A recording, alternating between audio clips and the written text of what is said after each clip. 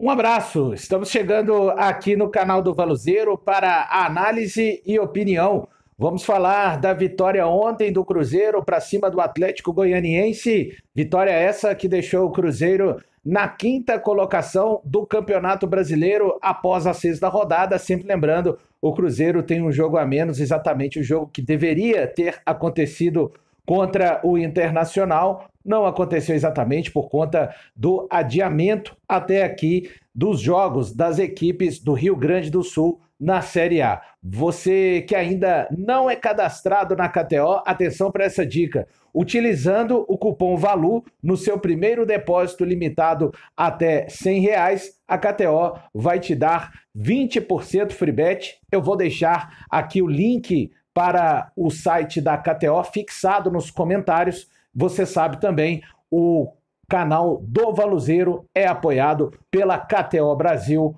onde a diversão acontece. Bom, o Cruzeiro então conseguindo uma vitória muito importante para cima do Atlético Goianiense, gol do Matheus Pereira, aliás, um golaço do Matheus Pereira, um jogador realmente diferenciado, que não fez uma boa partida individualmente falando. Aliás, a partida do Cruzeiro de uma maneira geral, o Cruzeiro começa a melhorar, na minha opinião, após os 20 minutos da segunda etapa, quando o Atlético Goianiense, comandado pelo Jair Ventura, com uma proposta muito clara, o Atlético Goianiense começa marcando o Cruzeiro, a princípio com uma linha de 5 defensores, mais 3 jogadores no meio campo, somente 2 jogadores ali na frente, um 5-3-2, que em alguns momentos também variava para um 4-3-3, isso ainda no primeiro tempo, e era uma marcação em que o Atlético Goianiense permitia com que o Cruzeiro trocasse passes na sua defesa, mas a partir do momento que o Cruzeiro pisava já no seu campo de ataque, ou seja, o campo defendido pelo Atlético Goianiense, os jogadores realmente não tinham espaços, era uma abordagem realmente de uma marcação muito agressiva em termos de espaço cedido aos jogadores do Cruzeiro. E paralelo a isso, o Cruzeiro na primeira etapa conseguia desarmar o Atlético Goianiense no seu próprio campo, mas após esse desarme, o passe na sequência não saía. O Cruzeiro errou muitos passes.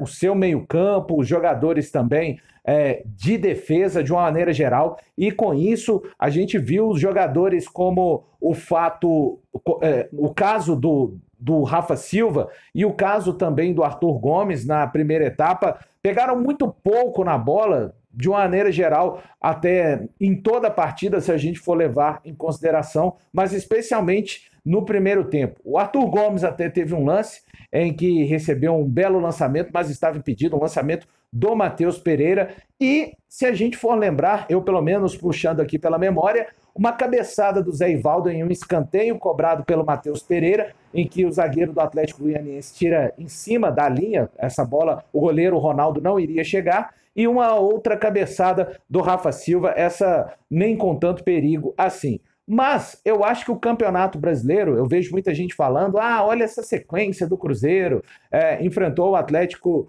Goianiense, venceu o Vitória. Um recado importante, né? Todos os times vão enfrentar esses adversários também. E recentemente, antes da paralisação por parte dos times gaúchos na Série A, a gente viu esse mesmo Atlético Goianiense ir até o Beira-Rio e tirar 2 pontos importantes do Internacional de Porto Alegre.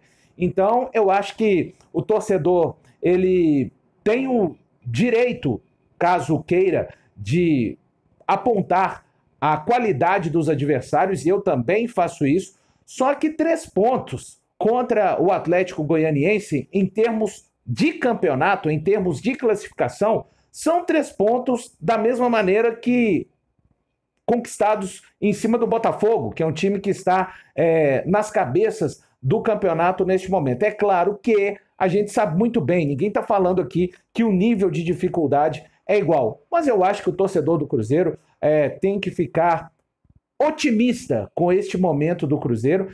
É bom a gente lembrar que, como aconteceu o ano passado, o Cruzeiro começa a competição muito bem, com um técnico recém-chegado, após a demissão de outro que estava há mais tempo. Recapitulando, uma retrospectiva rápida. 2023, O Pepa assume o Cruzeiro em 20 de março, após a demissão do Paulo Pesolano, que havia ficado durante toda a Série B e começou o ano de 2023, e o Pepa começa um campeonato muito bem, fazendo 12 pontos em 18 pontos possíveis. Desta vez, o Fernando Seabra, que completou um mês de trabalho no último dia 9 de maio, chegou em abril, depois da demissão do Nicolas Camon, também começa muito bem em 5 jogos realizados. Até aqui o Cruzeiro tem 10 pontos, é uma campanha melhor até do que os 5 primeiros jogos do Pepa em 2023, onde o Cruzeiro somou 9 pontos naquela oportunidade. A gente sabe, repetindo mais uma vez, apesar de ser a 6ª rodada, o Cruzeiro realizou 5 jogos por conta exatamente do adiamento do jogo contra o Internacional. Então, é claro que, na minha opinião, em termos de apresentação, o Cruzeiro fez uma partida contra o Atlético Goianiense abaixo da partida que fez contra o Alianza e também abaixo da partida que fez contra o próprio Vitória no Campeonato Brasileiro na semana passada. Mas é importante, neste momento do trabalho do Seabra, a equipe voltar a adquirir confiança. E eu chamo atenção para alguns comportamentos do Cruzeiro que estão acontecendo dentro de campo. A defesa do Cruzeiro, mais na segunda etapa, no primeiro tempo ela sofreu um pouco, e aí eu nem acho que tenha sido exatamente por responsabilidade da defesa. Repito, coletivamente, o Cruzeiro, de uma forma geral, não fez um bom jogo, e isso inclui também o momento que a equipe precisa de marcar. O Cruzeiro sofreu com as bolas esticadas pelo Atlético Goianiense na primeira etapa, que teve 2 boas oportunidades, uma com o Derek e outra com o Luiz Fernando, jogadores finalizando com espaço dentro da área do Cruzeiro.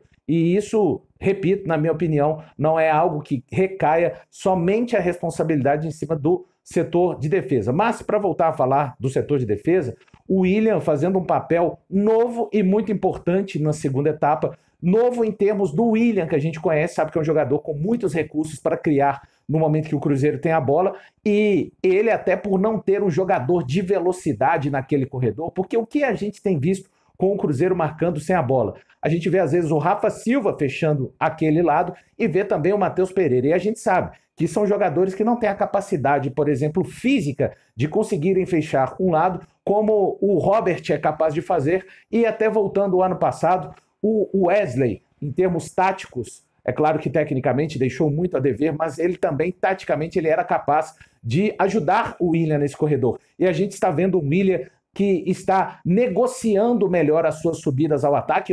Ontem a gente pôde ver, até no lance do gol, o João Marcelo aparecendo por ali, o Zé Ivaldo também aparecendo por ali, e no momento da construção, o William aparecendo mais, em alguns momentos, repito, como um defensor, como um zagueiro pelo lado esquerdo. Isso é muito importante. É claro que a gente quer ver o William também aparecendo no ataque, dando assistências, mas é preciso que haja essa consciência para que o time não fique vulnerável, porque desde que Álvaro Barreal tem sido escalado como titular, o Cruzeiro tem tido um lado esquerdo mais presente no ataque, com Marlon, Barreal, Arthur Gomes. Ontem até não foi o caso, esse time também teve problemas por aquele lado, mas como já dissemos, foi uma partida tecnicamente do Cruzeiro inferior às outras duas. Agora, o campeonato ele é feito disso também. E isso vale tanto para o Cruzeiro, quanto também para as equipes que vão estar diretamente ligadas na briga pela competição lá em cima, que vão existir jogos onde você não vai jogar bem, não vai ir no seu melhor tecnicamente, taticamente, mas esses jogos sim farão a diferença quando você conseguir, mesmo com todos esses elementos adversos, conquistar os 3 pontos. Cruzeiro agora volta as atenções para a Copa Sul-Americana, vai jogar na próxima quinta-feira no Independência, 21 horas, contra o União La Calera. O Cruzeiro já sabe que tem o destino da classificação em segundo lugar totalmente nas suas mãos, e vai contar com seu torcedor e vai contar com um cenário positivo nesse momento de uma equipe que conquistou 3 vitórias, sendo 2 pelo Campeonato Brasileiro, Vitória e Atlético Goianiense, e uma pela Copa Sul-Americana, o Alianza, na última terça-feira, na Colômbia. É isso, pessoal. A gente volta aqui a qualquer instante com mais análise e opinião no canal do Valuzeiro. Uma boa semana, vem comigo, tô contigo. Até a próxima. Um abraço.